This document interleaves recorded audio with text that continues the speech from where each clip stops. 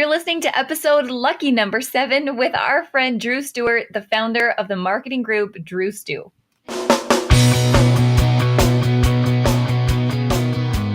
Let's talk about your business, strategy, and the juicy details of what actually works, from mainstream fashion to fashion on Main Street and the entire ecosystem behind it. How do we scale your company and do it with the balance and the happiness that we all seek? Let's hear from those insiders, experts, and strategists that actually make it happen. I'm your host, Ashley Alderson from the Boutique Hub, and I can't wait to chat.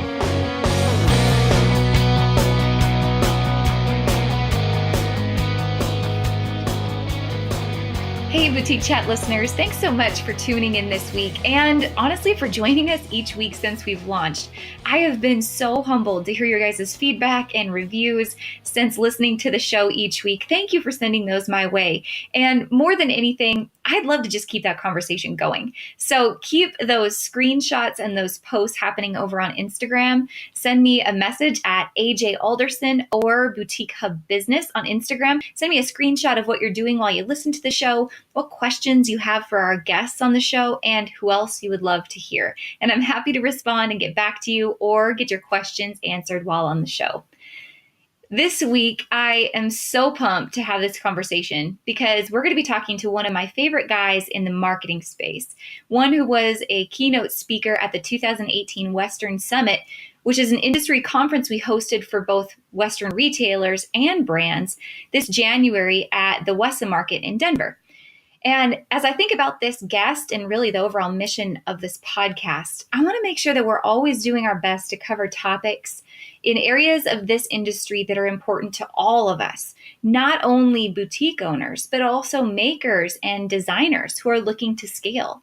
Those of you who have started wholesale brands, our wholesale brands and reps, as well as those in this industry who help tie it all together and make it happen.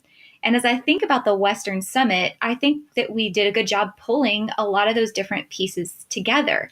And part of that was a special thanks to our guest who's going to be on the show today. Western is my background, and it's a big reason why I fell in love with boutiques and retail in the first place. So getting to talk about not only retail industry, but also marketing strategy and rodeo all in the same conversation does have me pretty excited for today's show. I think we're going to have a lot of fun along the way. I can't wait to introduce you. Dru Stewart is the founder of marketing agency Drustew, which is a one-stop shop for many of the Western industry's largest brands, from Equine Group, Cactus Ropes, Resistol, and so many more. Dru works with companies to not only develop strategic marketing plans, but also run advertising campaigns, media buys, ad development, and digital assets. It keeps him and his team quite busy. Besides having a keen eye and a real breath of fresh air approach and vision for this industry, Dru is also a team roper and a rodeo announcer. And as we joke about, he may be one of the few cowboys that we know who actually goes to the rodeo with a guaranteed paycheck every time. Kudos, Dru. So this week, Dru and I are going to talk about what it really means to fail and why that might be the best thing that's ever happened to you. We're also going to cover why mentors are so critical to your growth and how you can find them. And we're going to dare to answer that elephant in the room question: is print media dead? But hands down, perhaps one of the biggest nuggets that you're going to want to hear this week is how Dru is a dad to twins and how he views his role as a father and how that relates to work-life balance. It's a really good one. Guys, thanks so much for listening to Boutique Chat, and let's get started. Let's meet our friend Drustew.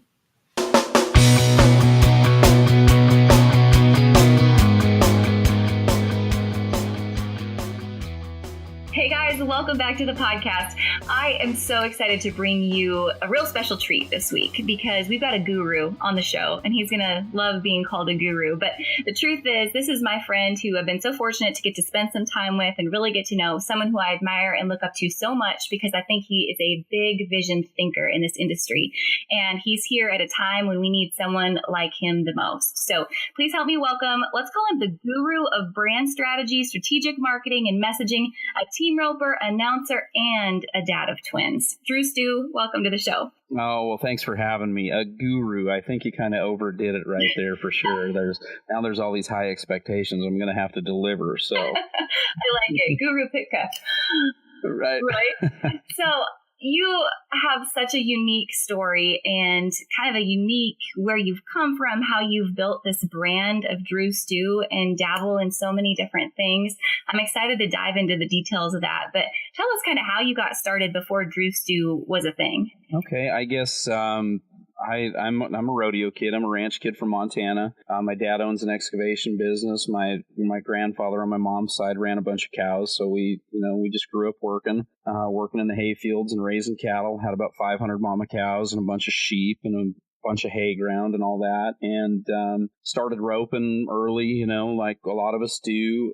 Started taking my team roping serious when I was about 13, and went through the high school rodeo deal, college rodeo deal, and thought I wanted to be a professional team roper, so ended up moving to Texas. I didn't finish college. I don't know if I'm supposed to tell anybody that, but I didn't.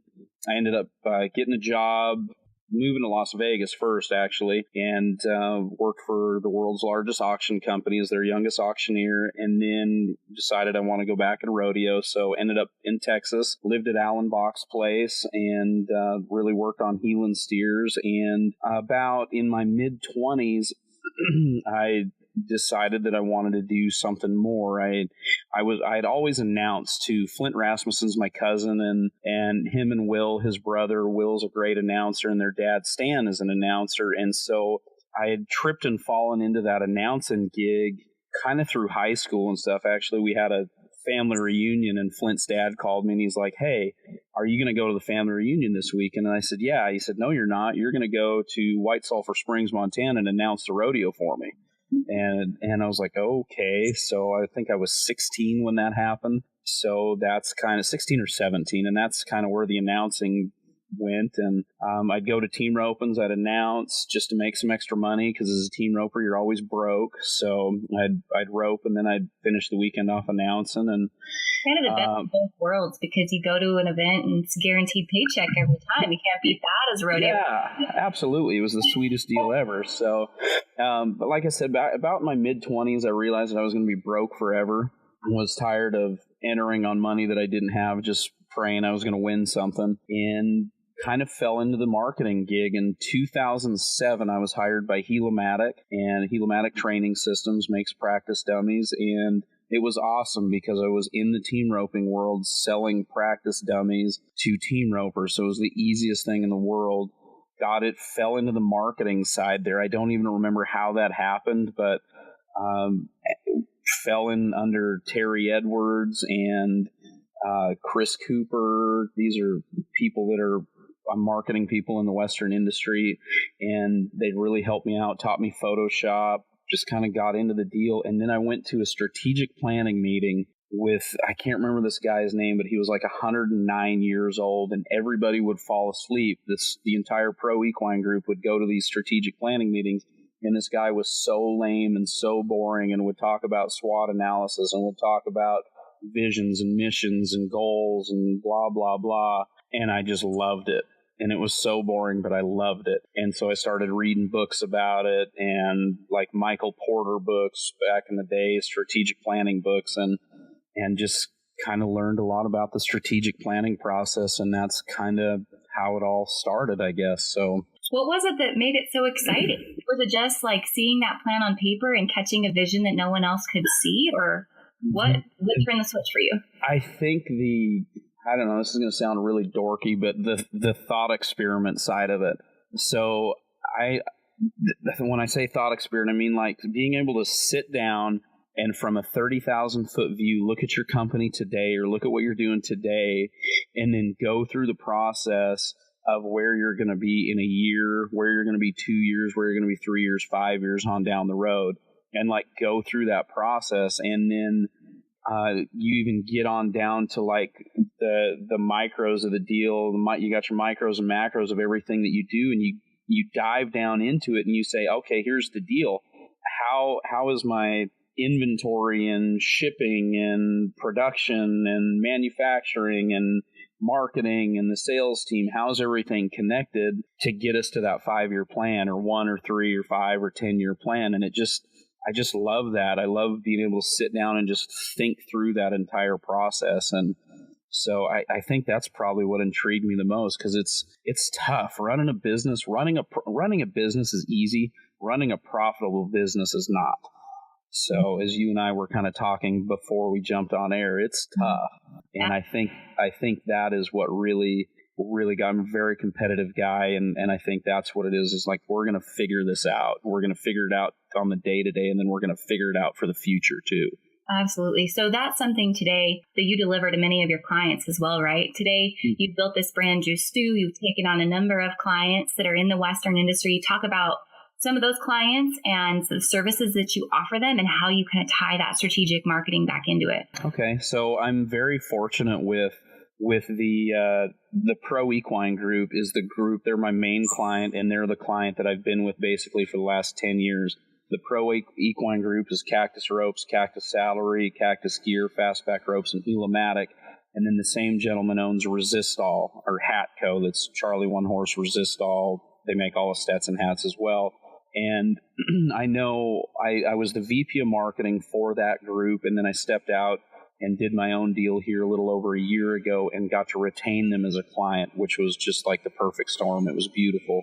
And I appreciate them for allowing that to happen. And anyway, so what we do is the strategic planning for them is where it all starts. You know, what's our plan, guys? What is our brand identity? What new products are we going to bring to the marketplace? When are we going to launch products? Right now, today, we're in the middle of product launches for 2 of the companies. And so we offer everything from the strategy, the graphic design. We build all the catalogs. We build all the pages for NRS, South Texas TAC. We do all the ad buys, the Team Rope and Journal, you know, all the different magazines that we're in. So we pretty much handle everything from A to Z with those clients. Pro Equine being a big one. Luberson's a brand new one. We've been friends with the Luberson guys forever, but we're just we're doing some video work for them. I'm actually sitting here staring at Premiere on my computer screen. It's right behind the screen that you and I have up. And I'm working on some Resistol commercials right now that I need to get banged out for the American.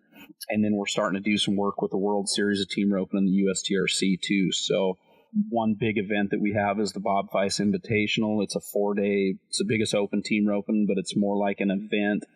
It's in June, and we do everything for them, the website, logo design, all of that stuff, from the banners to back numbers. So kind of the whole gamut of marketing, I guess. Marketing is a very big word.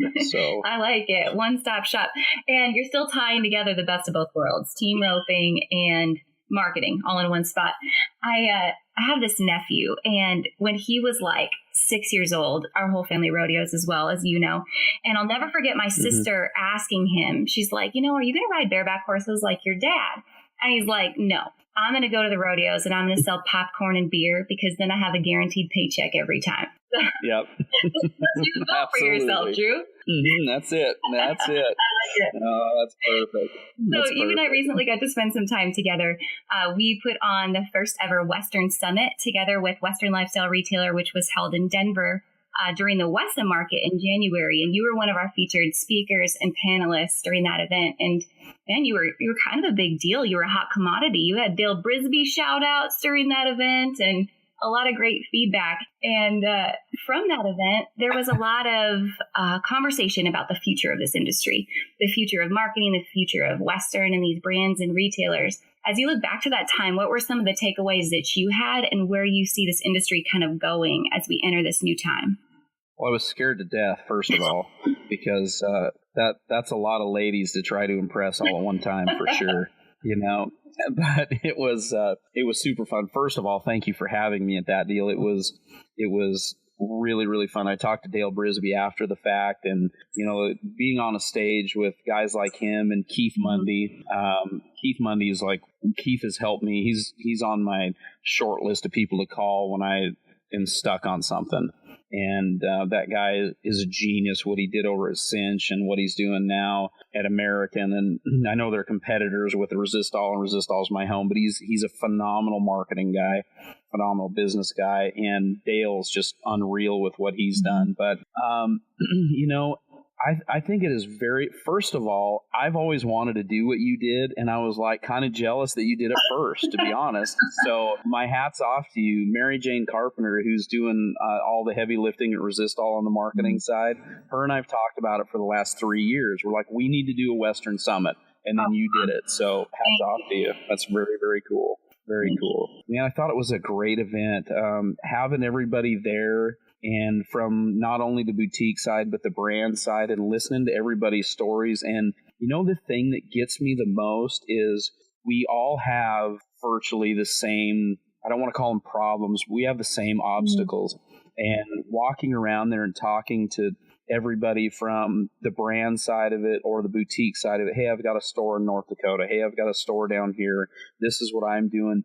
Everything, we're all dealing with the same exact problems. It's just trying to find the solutions that match whatever our little niche is, and it's just very interesting.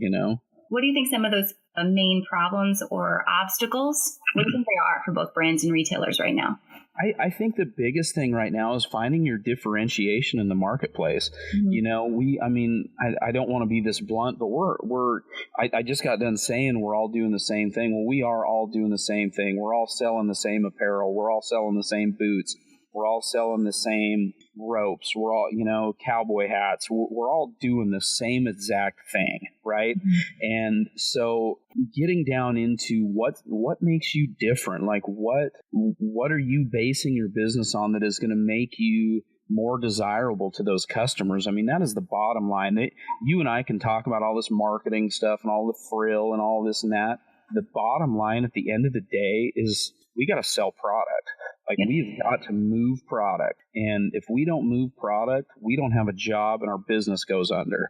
So those are the things that that's the biggest obstacle that we all have, is how do we move more product? And I think really finding your niche and using I think I talked in Denver a lot about making it personal. You've got to be yourself. Your brand is going to take on the identity that is you, and don't try to mimic anybody else. I mean, you can use best business practices for sure, but man, make it look and feel and act like you. Be the hero of your story. And that is the one thing that I think people miss. I think we get kind of looking at what the other guy is doing all the time.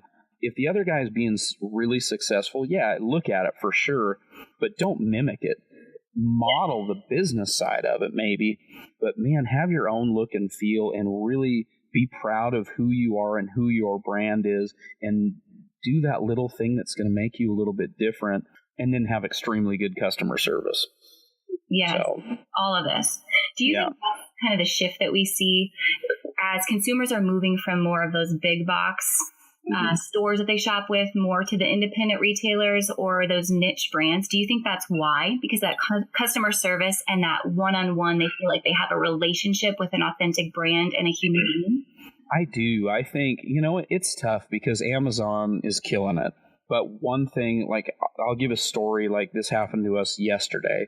So we do have twins, so we have all kinds of stuff coming from Amazon all the time. Like, my wife, Sarah, is an Amazon shopper. So the reason she deals with Amazon is because the customer service, even though they're huge, everything that she has bought from them, if there's something wrong, or she wanted to exchange a stroller yesterday, a double side-by-side stroller, and get a jogging stroller, and it was way over the time frame on the exchange. It was way over everything, and she just talked to the guy at the registry service.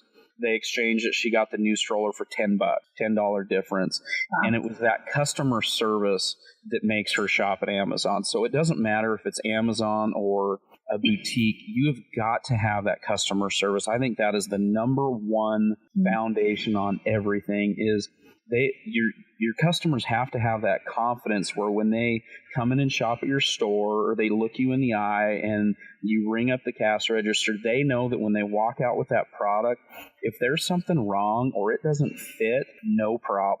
We're going to swap it. We're going to take care of you. And I think that one thing right there will just put you light years ahead of other people, because good customer service is a lot of work. It's a lot of work, and it costs you money because you're going to have to do the exchanges. You're going to have to do the refunds. You're going to have to swap product out. You're going to have to give some stuff away free when you sent something out that had a hole in it that, something happens, So I think that is the number one thing a company should focus on is your customer service. In my eyes. It's almost like living in scarcity versus living in abundance. When you live in abundance in terms of customer service, you're willing to go the extra mile. And sure, it may cost you a little bit up front, but your long-term gain is going to far outweigh the couple dollars you're going to save in that return. It's never worth it to fight a customer and have that chance of them leaving you a bad review on social media. Absolutely. You know the deal. The customer's always right. It's cliche and it's a pain in the butt, but it's the truth.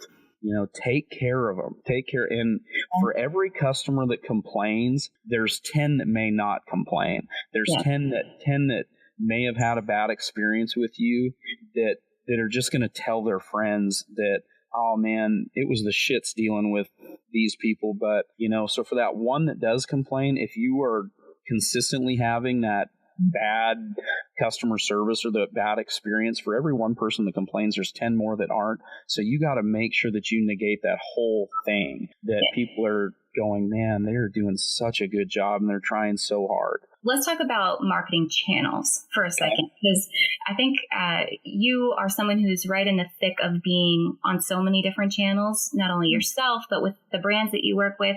Talk about the omni-channel strategy for both retailers and for brands and how important it is to be where your customers are. We, of course, social media is the ticket right now. Everybody, if we haven't figured that out, you're a little late to the game, that's for sure. The websites are huge. There's everything that you deal with. So there's the print side of it. There's any TV, radio that you do from your commercials. Then your TV, radio, commercial side of it can be cut down, and that's your content for your digital strategy, whether it be your email blasts that are going directly to the people. And there's two sides of that. There's reaching out and touching your B2B customers if you're a brand, your business to business side, or the B2C side of it. That goes with your website as well. Do you have a website that sells direct to customers? Do you have a website that sells directly to stores, to other stores on the B2B side? The social media right now, of course, is, that's the easy, just like this podcast. The digital side of it and social media is the ticket. That's how we touch everybody every single day. And that's where you have to be really, really good at social media. And I would say that, like us, even at Drustew, that's our constant deal, is we got to get better. We are not great at social media. We are trying to get great at social media because there is so much you can do. I feel like we barely even use a quarter of what Facebook offers, or Instagram and Twitter and everything else. And then when you get into Snapchat and all that, figuring those strategies out is pretty tricky. But you have to deliver everywhere. You have to deliver on all of those channels, or you need to be really good at the digital side or the social media side, for sure. Absolutely. So there's an elephant in the room I have to ask about, and that's something that you're involved in. So I want to know, do you think print is dead? Oh boy, I could lose so many friends right now. But I know you're not. Oh, we're fixing to send ads out tomorrow, so it's not dead. It's definitely not dead, but here's what I think. As a person that buys print ads, if you have a store or you have a brand, you need to look at these people that the AIM Medias of the world, the Cowboy Publishings of the world. You need to talk to them and say, all right, here's the deal. What else do you have to offer? Well, we have a circulation of 40,000, or we have a circulation of 100,000, or whatever that circulation is. Okay, that's great. So we're going to do some really beautiful artwork in your magazine, but what do you got on social media? Well, we have 100 and some thousand followers on Facebook. Rodeo News is a huge one. They have 300,000 or 400,000 followers on Facebook. So when you talk to them, these magazines are where people go to get their information. There's no two ways around that. And they've made it where, especially Team Rope and Journal, on the team roping side of things for us, that's where people go to get results of the World Series ropings. Now AIM Media owns the USTRC as well, so they own the two biggest team roping organizations in the world. So we make team ropes. We have to be there, but they have a big following on their social platforms. So It's would be ridiculous to me to just tell my guy, hey, Nick Griggs, who's my rep over there, hey, I just want an ad. Just give me a inside front cover ad for Cactus Ropes, and not talk to him about the digital side of it, because each one of those platforms has a digital side. So print's not dead, but it's dying for sure because of social media. But use those organizations, those publications, because they do have a big digital following, and work that out with your salespeople to say, hey, we'll give you the ad, but I need this back. If I'm going to do 12 months with you, I need 3 months or 4 months of some social media stuff too. And I think we often forget about that, but they have a lot to offer on that digital side too, and make sure and use it. And you know as well as I do that I don't want to say this on the air, but I'm going to, because it'll probably bite me in the butt. The digital is cheap right now. It's super cheap. They put a premium on these ads, and then they sell you the Facebook stuff for cheap. So do that. Buy that stuff. That's cheap inventory. So maybe rather than it being dead, it's like a reinvention of print. Print is now a package deal versus just you're getting a place in a magazine, but now there's all these other benefits that go along with it. I think we saw that even, thinking about Western Summit, going back to that with Western Lifestyle Retailer, the magazine we even print at the Boutique Hub for the NFR. It's not the ad that sells, just like you're saying. It is that package deal. How do you leverage and build a campaign out of it, right? Yep, absolutely. Absolutely. It goes back to that omni-channel that you were talking about. You just have to not be scared to ask that. Those people call you all the time. They're like, hey, you want to put an ad in our magazine? And you're like, how much is it going to cost? Well, it's going to cost a couple $1,000. You're like, oh, my Lanta, that's a lot of money. Well, if it's a couple $1,000, but you can be basically guaranteed to reach X amount of people, and that ad isn't going to guarantee you anything. It's going to guarantee you something pretty in a book that's going to sit hopefully on somebody's countertop for a couple weeks until the next one comes out, and then it's going to go in the garbage. But if you can develop something that touches their social media side of it, touches Facebook, touches Instagram, and demographic wise, you figure that out. For the demos that I talk about, Facebook is our big one. That's where we push the most. We try to get the kids on Instagram, a little bit on Snapchat, but Facebook is the big one. So get that stuff out there. Do something that's going to drive people to your Facebook, or drive back to your website. But it can all be done through those publications. So that package deal is muy importante. I like it. Absolutely. You can retarget the heck out of those people once you get a single click into your own product. Absolutely. So when you're working with clients, how do you sit down with them and kind of create this strategic plan? What's that layout look like when you're building a campaign that includes print, radio, video, social media? Like, how do you start that layout process? From the very, very beginning? Well, let's say high level overview. What could someone listening take away today and go, okay, I get it. Like, this is how I can tie it all together, so I'm not spinning my wheels and just posting crap everywhere. Take the time to go online and look up strategic planning. Read a book. First of all, if you are on here and you are in that spot in your business where you don't know really what the next step is, and you feel like you are spinning your wheels, you have got to figure out a strategy, and you have got to figure out where you're going with your business. And that is the most 100% important thing there is to do. I'm going to totally do the opposite of what you just asked me to do. I'm going to get off in the weeds here for a second, okay? So here's an example with Resistol 3 years ago. They had, they do a huge amount of hats every single day, like a crazy amount of hats every day. They are, in the United States, one of the biggest hat makers in the world, okay?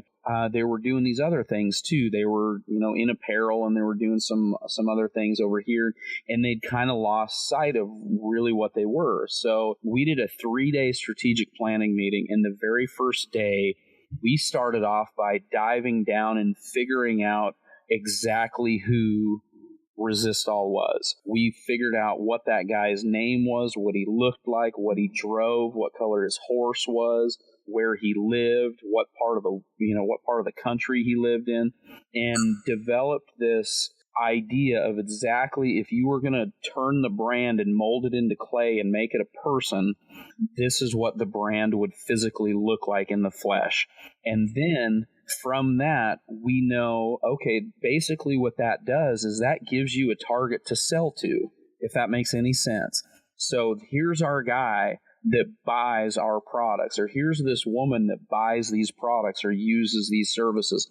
Now we got to figure out, how do they purchase? Well, what does this guy do? Is he on his phone looking on Facebook? Maybe not. Maybe he goes to the co-op and does most of his shopping at Tractor Supply or wherever. Anyway, so the long and short of it is you have got to go through this thought experiment, or putting it on paper, this strategic plan of who is going to buy your product and how they're going to buy your product. And simply, you have to figure out the easiest way to make that happen. And it's not rocket science. It's just going through and taking the time. Where businesses fail is they fail to take the time to build a strategy. It is never going to go exactly how you want it to. I can't remember what the saying is, and I think I tried to use it at your deal and I butchered it. But basically, planning doesn't ensure failure. Failing to plan does ensure failure. Yeah. So if you don't plan, you will fail. Now, everything's not going to go per that plan, but at least you have an idea where you're heading and you can lay everything out. And you've got to do that strategy before you come up with the ads, before you come up with the commercials, because if not, you don't even know who you're targeting. You don't even know where that stuff's going. You might be making hot pink and turquoise ads and a look and feel that's really fruity and whatever, and you're selling it to 65-year-old men. Yeah. Well, that's a swing and a miss, and it just costs you a lot of money to do that.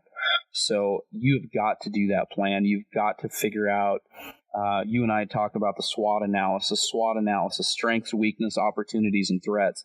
You've got to do a SWOT analysis for your company, and you've got to look at the competition. You've got to look at what's going on in the marketplace. You've got to do all of those things, and you can go online and you can download a business plan. There's templates out there. There's 1,000 of them. I've used numerous ones. I write the business plans for these companies every single year, and you can go down those and just go through the process. And it's mundane, it's boring, but I promise you, you've got to do it. And it's really not the 30 pages that you end up with at the end of the deal. It's the process of going through it, and it gets your mind thinking about it. And that's where the value comes from.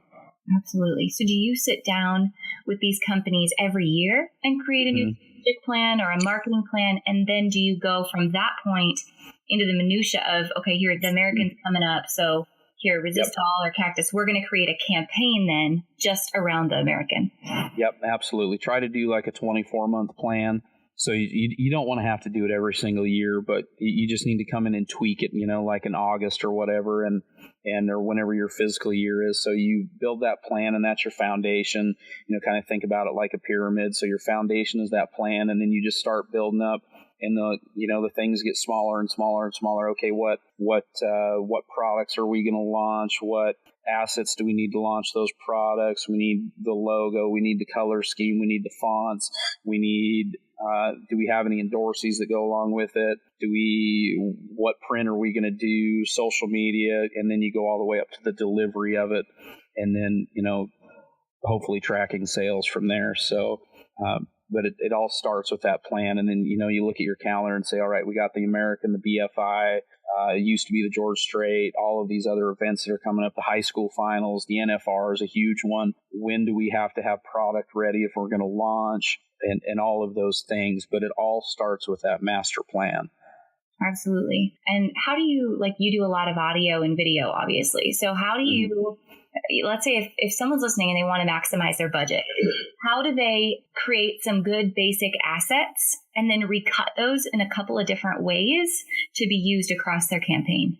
If to save money, I would say just buy the Adobe Creative Suite, and you can do anything on YouTube and learn those little things. If you want to do video, remember that people love to be entertained. People love to laugh. They love to be entertained. So, if you have products, do some fun little videos with product and just start building content.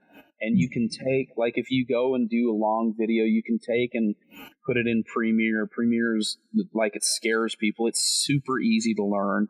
And, or you can use your phone. You guys use your iPhones. Like, really use your phone and use iMovie and cut things up on there and take really good pictures. You do not need to have fancy graphic design anymore. We're going away from it because it takes so much time. Just take good pictures. And everybody's phone takes good enough pictures now. Our phones are as good now as cameras were 5 years ago. So use your phone, take good pictures of your stuff, and just build a lot of content. It doesn't have to be that fancy. And then if you need to do a print ad, you might have to get a graphic designer to help you with that because, you want it to look good if it comes out in a book. But everything else you can do yourself, and just, Facebook and YouTube, and ask questions. Reach out to people like you. Reach out to people like me. We're more than happy to help you learn how to do that stuff, Let's talk about content strategy.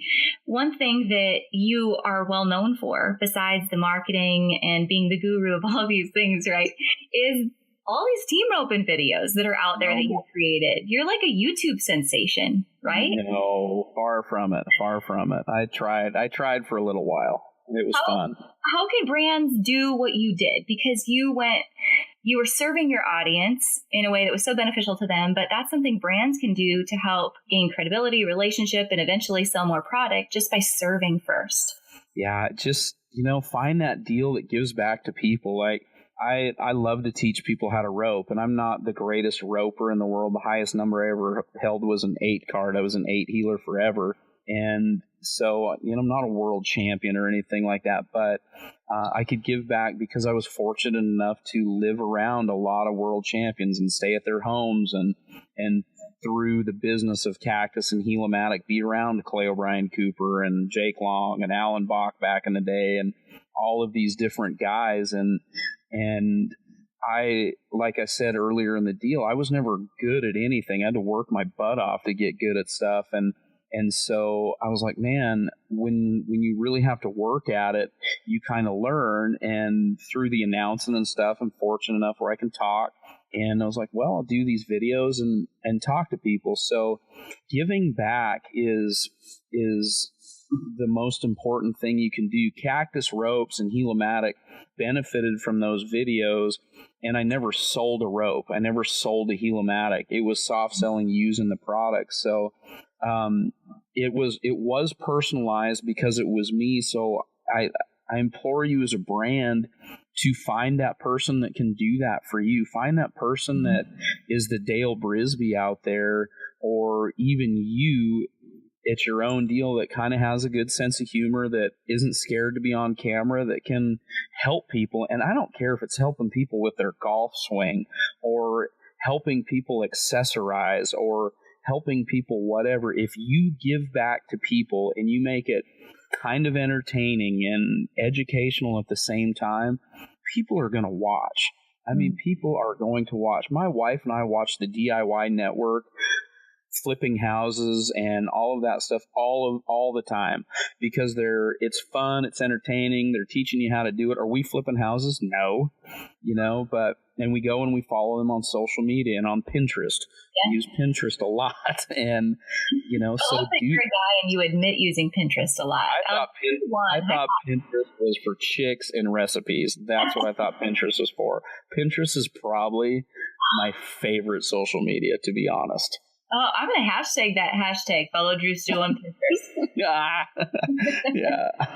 But yeah, just be entertaining. That's what people want. They want to be entertained. They want to have a good time. Don't be dry, but give back to some. And here's a big one. Here's a big one. Don't take for granted everything you know and expect everybody else out there to know what you know. Does that make sense? Like, here's an example. I was talking to Chad Masters. He's a 2-time world champion team roper. Okay, I was talking to him 2 weeks or 3 weeks ago at the Wildfire Open, and we were out hanging out at the trailers and we're talking, and this conversation came up, and he's like, I don't want to do social media and whatever. I'm like, Chad, you think it's not cool because you're Chad Masters every day. It's really cool to those kids out there and to those people out there what you do at your house. it's really, really cool how you ride your horses, what tack you use, what ropes you use, what truck you drive. It doesn't matter. It's really cool to somebody else when you take it for granted because you do it every single day and you're like, well, I'm not that cool. Well, you may not think so, but you may be like the best merchandiser in the world, and you may have like the coolest store that when people walk in, it's an experience. Share that with people. Teach people how to merchandise a store. I mean, that would be stuff Lane and I would watch here at the marketing company because I'm a terrible merchandiser. I do marketing, but I'm bad at that. That's something I am bad at. And so find that thing that you can share with people, even if it's mundane to you. It might be worth so much and have so much value to somebody else. Yeah, and let me put even this girly spin on it, because I am right there with you. And I hear this for boutiques daily. They're worried about selling the product and staying on point with like a topic, but they forget that women, these boutiques have a group of women in their community at their disposal that not only like clothes, but they have hundreds of other things in common. Absolutely. So the other day, as a test, we threw out in one of our Facebook groups, it's just for people who like to shop boutiques. I threw out a random question. I said, hey, I'm in the market for some new mascara. What do you recommend? We had like 200 comments in the first 30 minutes because it was a little off topic, but it still fit the bill. So right to your point, find that thing and build conversations, not just around your product, but all these other things. Fallon Taylor, what another great example of someone who has had that conversation and gives people that experience of having a day in the life of on many different topics.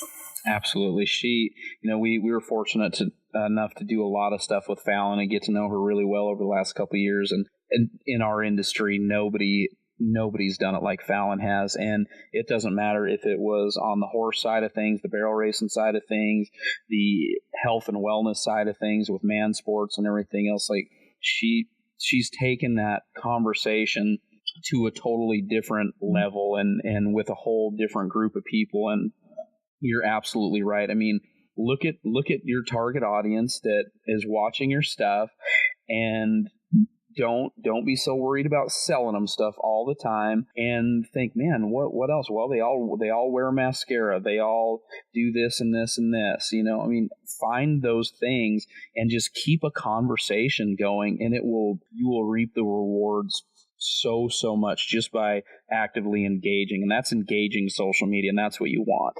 Absolutely. So kind of last question on that topic. If someone was listening, a brand or a retailer, and they were interested in finding that thing, but also finding that person, an endorsee or an influencer, a Dale Brisby, how do you think that process should go? What tips could you give for someone looking to get into that market? Don't force yourself, or don't go looking. Don't say, I need Dale Brisby, or I need Fallon Taylor, or I need Drustew, or I need Ashley. Don't say that. Like, look at your brand and just think about who personifies that brand, and just let it happen really natural, and say, you know what, that person really fits, or it's me. This is my brand and it's me. There's nobody else. And that right there is probably the scariest thing for people to do, is embrace that it might be you. Well, I hate being on camera. Well, get over it. I mean, I hate to be blunt like that, but get over it. Just go do it. Have fun with it, and it'll get easier and easier as you do it.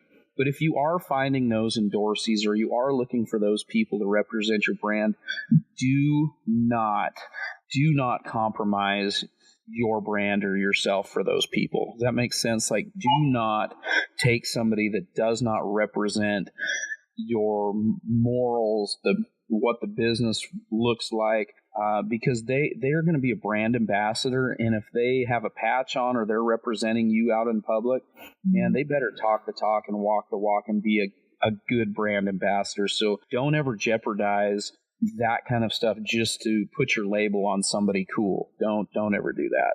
Make sure it really, really fits. Yeah, and just like Dale Brisby was saying, I only endorse things that I truly use and believe in to begin with. So that has to be a piece of that strategy too, right? That on the flip side, you can't make somebody love your stuff. Dale and I've talked about that so much. He's not going to use a product that he doesn't believe in. Kimmy Wall, a barrel racer. She's made the finals last 2 years. She's a dear friend of mine. Whenever she gets an endorsement opportunity, she calls me and she's like, hey, what about this? What about this? And the first question I ask her is, tell me what your gut feeling is. And she goes, nah, it doesn't really fit. Okay, then the answer is no. Yeah. Well, they're offering me $10,000. The answer is no. The answer is no, because you don't believe in it. You're not going to use it, and people are going to see that you don't use it. They're going to show up to a rodeo. You're going to have 10 girls standing around, and they're going to say, why aren't you using XYZ product? And you're going to have to put a fake smile on it and say, oh, and you're going to have to make some story up. Don't do that. Don't put yourself in that situation. So good. So true. And so many people, I think, get lost in that. It's kind of like the stay in your own lane, like you were talking about at the beginning. Authentic to you in all ways. Always. Yeah. Be yourself. Be you. So let's talk more about you, my friend. I want to know the man, the myth, the legend. I want to know more about who your mentors are as you go through this in this industry. You talked about Keith Mundy. Tell me more about your mentors and where you look for inspiration on a daily basis. I am so fortunate, so lucky, so blessed to have some of the best people in the world that I can call anytime. And I know I'm going to forget people, but, of course, my parents, I've got to start out there. My dad and mom just have always worked their ass off. And that was the big deal, like work first. And so the whole work ethic definitely comes from my parents. In the industry, Danny Gentry, the World Series of Team Rope and the USTRC, him and his wife Connie, the whole family actually. Danny's been my guy. Whenever I need to call somebody, I call Danny. And the other guy is Carl Stressman. What's funny now is Carl and Danny are working together, so I had them both on the phone the other day, and it was really funny. We had a really good conversation. I can't repeat any of it because there was a lot of off-color comments, mainly from me, but it's very cool. Those two guys are, whenever, growing up in this industry, and they've got me by 30 some years, and, being able to call those guys, Keith Mundy, good friend of mine, another guy that's extremely successful. And I'll tell you there's a couple other guys. I have a buddy of mine, Bill Myers, that was a coach in the NFL for 25 years. And having him just talk about, the mental game of things. And I'll open up to you. So I fight my weight a lot. And out of anything, I hate being overweight, and I've let myself go the last few years. And I've been on the phone every single day with John Baxter. If you follow college football, John Baxter is SC Trojans special teams coach in California, and like the biggest, most well-known special teams coach in the NCAA. Every day he texts me, and he's got me on this workout program. And so, I mean, Ash, I'm the luckiest guy in the world. My network is so good. I'm so fortunate to call these guys my friends, and and people like you too. I mean, I get inspired by anybody that's good at something that has put in the time.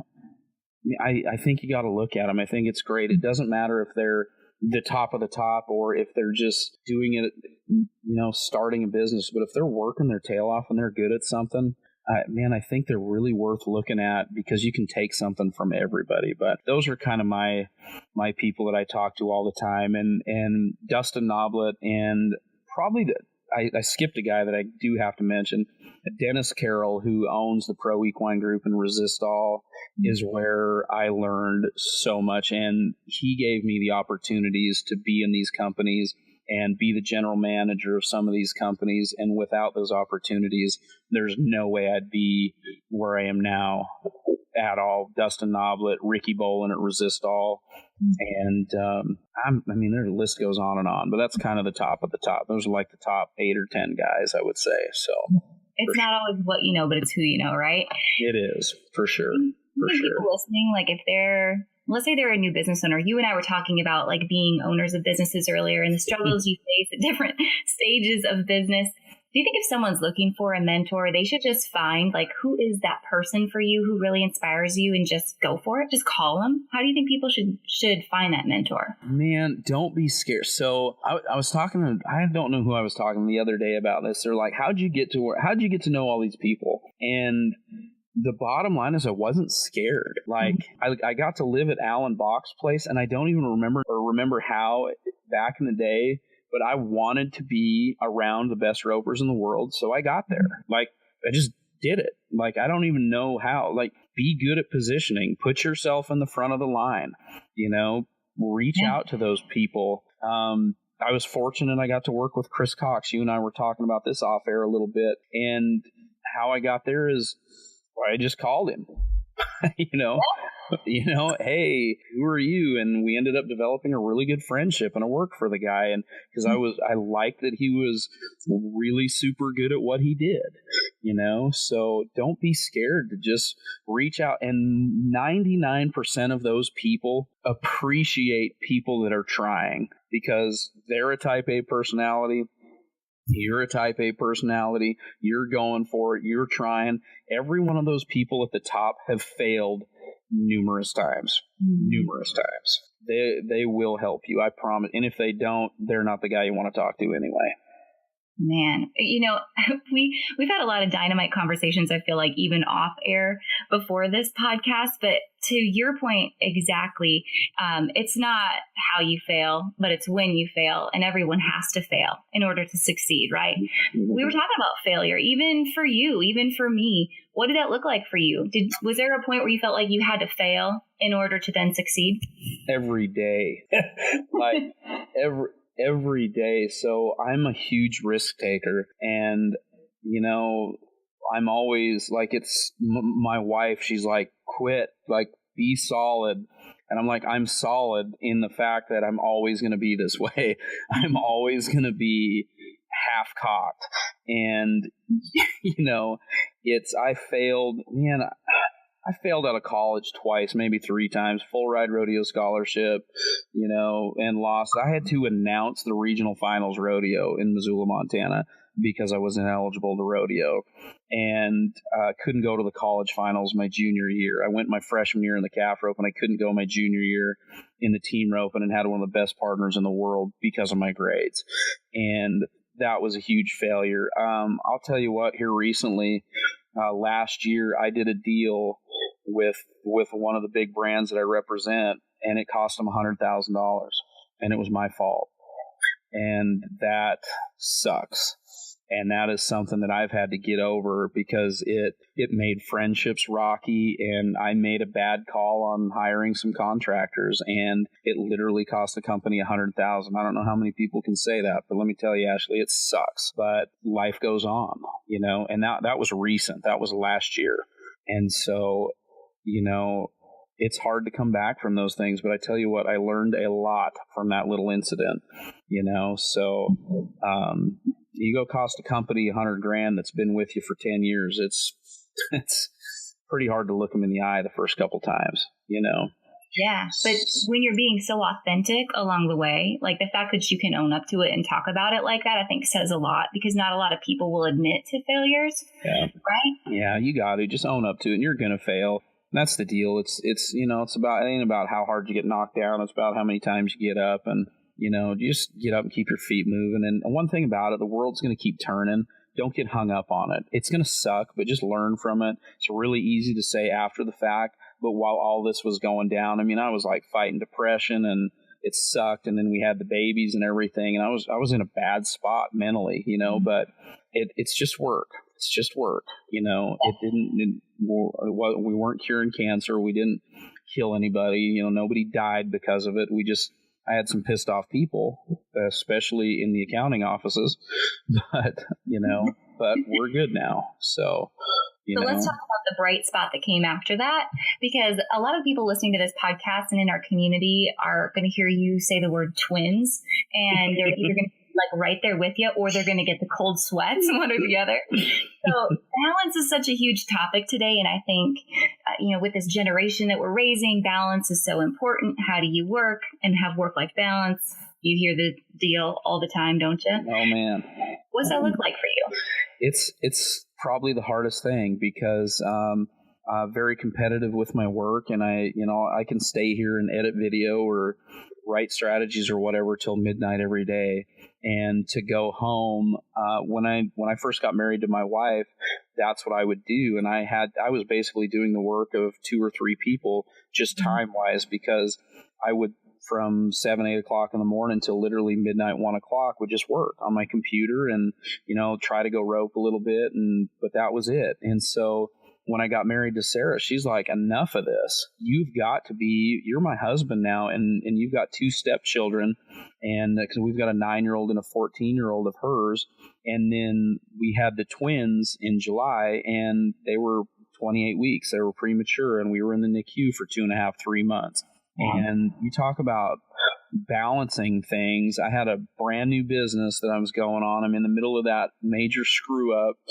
I've got employees that are working for me, and we've got one baby in the hospital that has the leading killer of babies.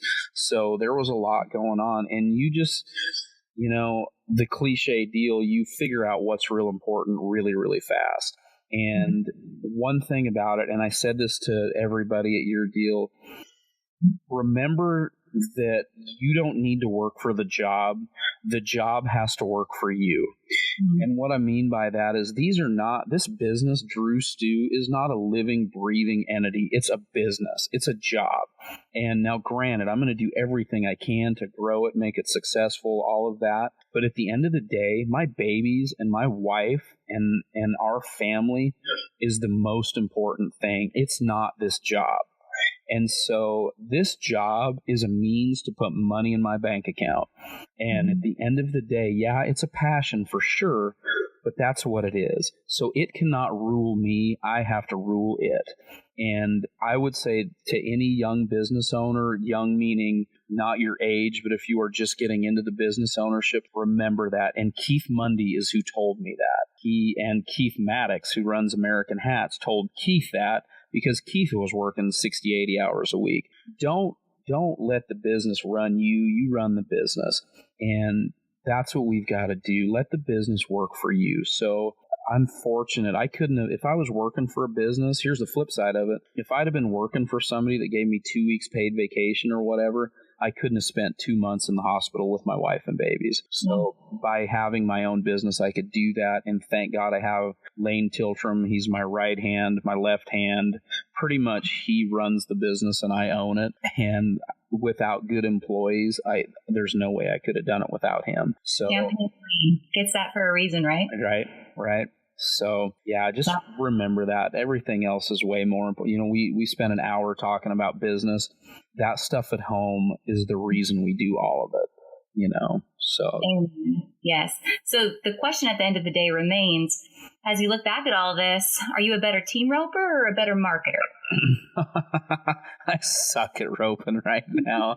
I mean, good night. I haven't ridden a horse in a year. I lied. I jumped on a heel horse at a Resistol photo shoot a month ago and roped 3 right legs in a row and stepped off. And I said, hey, at least I'm consistent. And so, yeah, no, I'm a little, I roped the head and dummy the other night for the first time. Literally my right hand, I've got blisters from basically the tip of my little finger all the way down to the knuckle. I roped the dummy 105 times in a row on the head and side, and it just completely tore my hands up. I have office hands right now, big time. So yeah, I would have to probably lean on the marketing right now for sure. I like it. Well, last question before we wrap this up. We've talked a lot about every aspect of the industry and business and strategy and all this, and what you've built at Drustew, and the person that you are and the way that you inspire and lead people is really a force to be reckoned with. It's just such a breath of fresh air. And I just want to commend you and thank you for being so open and so honest and being a mentor to people that you may not have even met yet. So thank you for that. So as you walk away, let's say, fast forward several years when you do get to retire and sell the business and move on and move to Arizona and rope like every other retired cowboy, what's the legacy that you want to leave and the single thing that you want people to remember the most about you and your life? I want them to, so basically you're asking me what I want to put on my headstone, right? Yeah. Good guy. like, I don't know how else to say it. I know that sounds really general and really broad. I want to give back to this industry. I want to give back everything that's been given to me and then some. For my children, I want them to have the opportunities. My parents gave me every opportunity in the world. And I don't come from a multimillionaire family by any means. I come from, upper middle class, working hard family. And I want to give my kids that opportunity, my stepchildren and my own twins, to the industry and to people in business. I want to inspire people. I hope that they say, man, this guy helped me build my business and help me be a better person, help me keep things in line, help me find out what's really important in my life and push forward. That's the legacy I want to leave. It's not how good I roped or how great a marketer I was or anything like that. I'm going to work to do those things, especially on the marketing, but I want to be remembered as a guy that helped people. That's the most important thing. Man, well, Drustew, you are a good guy. Thank you so much for joining us on the podcast, and we will catch you again soon. Well, thanks so much for having me, and it's been really fun getting to know you for sure. Thanks for having me in Denver and starting this little journey. Perfect. Thank you. Thank you, ma'am.